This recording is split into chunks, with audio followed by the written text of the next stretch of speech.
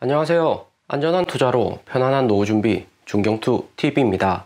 네, 10월 11일 월요일입니다. 비트코인 55,800달러 플러스 2.33%, 이더리움 3,540달러 마이너스 1%, 리플은 소폭 오르고 솔라나, 폴카닷, 도지는 비트코인 변동성에 가격이 횡보 중이고요. 길었던 중국 국경일 10일간의 연휴가 끝나고 이번 주부터는 본격적으로 중국 헝다 이자 상한 가능 여부나 중국 전력난 이슈 재차 나올 것에 대해서 시장이 알고 있기 때문에 무엇보다 개인들 변동성 높은 알트코인으로부터 자금을 빼면서 비중을 조절해 두고 있고요. 비트코인 이렇게 가격이 상승하고 54,000달러, 55,000달러 횡보를 하고 있는데 알트코인 상승세는 상대적으로 작습니다. 비트코인 도미넌스는 43.2%로 어제보다도 더 증가했고 이더리움 도미넌스는 17.4%로 0.2% 하락을 했습니다. 비트코인 선물 미결제 약정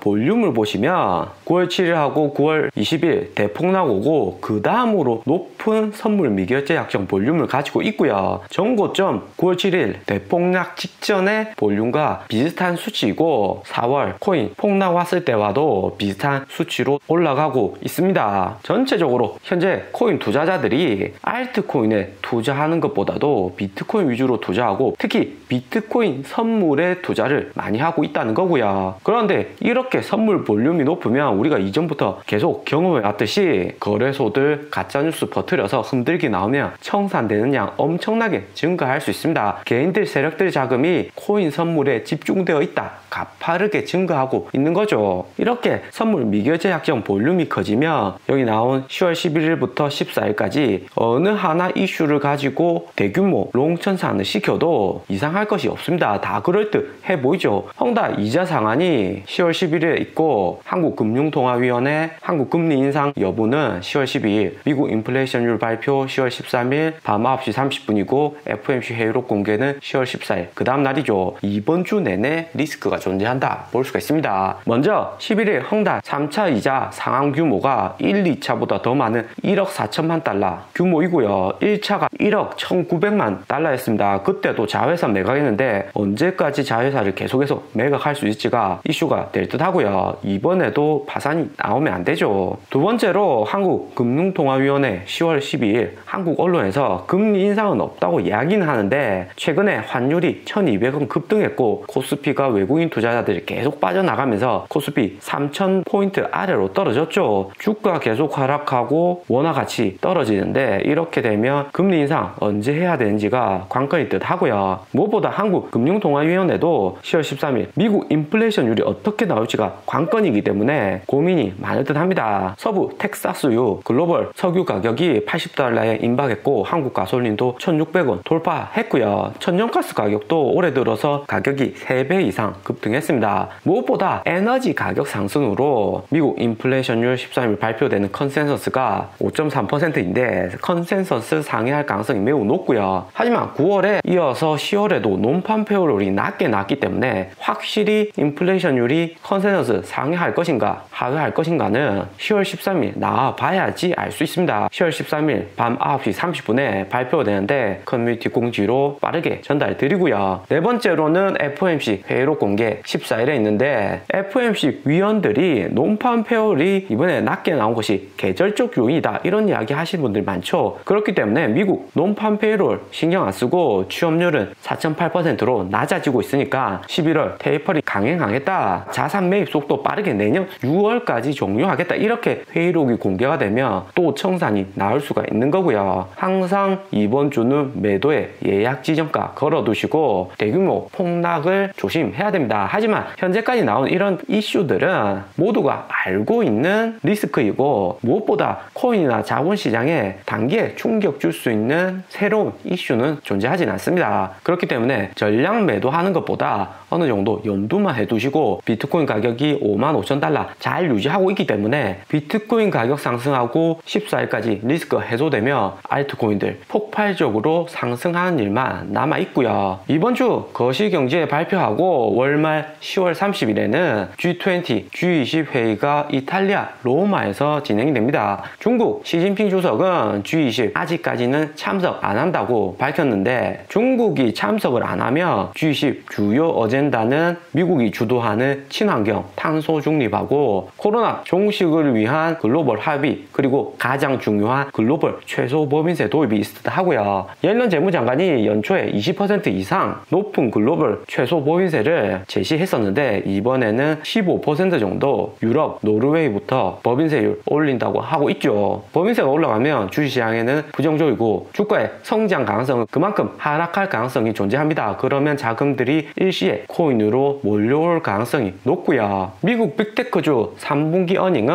10월 셋째 주 25일 페이스북부터 시작을 하고요. 11일부터 14일 코인 시장 거시경제 리스크로 소폭 조정을 받고 13일 블랙락 글로벌 1등 자산 운용사죠. 비트코인 투자 테슬라보다 블랙락이 빠르게 했었고 트위터, 스퀘어, 테슬라 모두에게 투자하고 있는 자산 운용사입니다. 레리 핑크 CEO가 유대인이고 유대 자본의 금융사이고요. 블랙락이 코인을 추가로 매수했는지 여부도 중요할 듯 합니다. 14일에는 반도체 기업 TSMC 어닝이 첫 번째로 발표되고 글로벌 기업들 전체적으로 반도체 공급난이니까 TSMC 실적은 잘 나올 듯 하고요. 또 웰스파고 워렌 버핏 회사가 운영하고 있는 보험사인데 브라질 코인 투자 전문 인터넷 은행 누뱅크에 투자 중이죠. 어떤 새로운 뉴스 나올지도 궁금하고요. 19일은 넷플릭스 오징어 게임으로 구독자 재급등하고 주가도 20% 상승을 했습니다. 넷플릭스도 코인으로 만약에 구독료 결제가 가능하다 그러면 긍정적이겠죠. 그리고 18일부터 미국 언론사들 그 다음 주 나올 빅테크주 어닝 뉴스 시장에 뿌리면 자산 시장에 추가로 진입하는 한머니들 증가할 듯 하고요. 25일부터 페이스북 어닝에 그 다음 구글, 알파벳, 28일에는 애플 어닝, 30일에는 테슬라 어닝이 있고요. 빅테크주들 당일에 어닝 발표하고 어닝 이후 인터뷰나 공개된 어닝 자료에서 코인 관련 투자나 연계 서비스 할 수 있다고 이야기만 나오면 코인 가격 추가로 상승할 수 있는 동력이 됩니다. 30일 테슬라 비트코인 추가 매수나 도지코인 신규 매수도 중요하겠지만 페이스북이 퇴사한 직원의 내부 고발로 9월부터 주가 하락폭이 큰데 이번 25일 3분기 어닝에서 새로운 전망을 발표해줘야지 주가가 원상복구 가능할 듯 보이고요. 페이스북 현재 CEO인 저크버거가 이전부터 DM코인, 리브라코인, 페이스북 자체 스테이블코인 발행을 계획했듯이 충분히 이번 3분기 어닝에서 페이스북 자체 코인 발행 계획을 공지하면서 분위기 전환 나올 수도 있습니다. 그런데 페이스북이 자체 코인을 발행해버리면 페이스북 따라서 구글, 알파벳, 애플, 마이크로소프트, 아마존은 따라서 할 수밖에 없고요.